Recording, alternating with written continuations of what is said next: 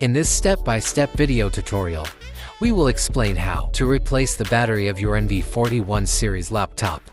First, take out all screws. Once you have removed all the screws, you can carefully remove the cover. Now it's time to unscrew the battery.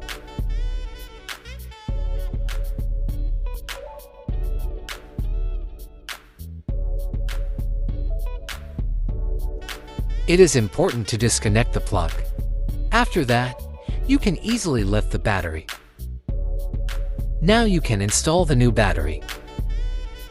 Be sure to connect the battery connector. Use the screws to fix the battery back in place. Now that we have replaced the battery, it's time to put the bottom case back in place. This was the final step. If this video helped you, please like and subscribe.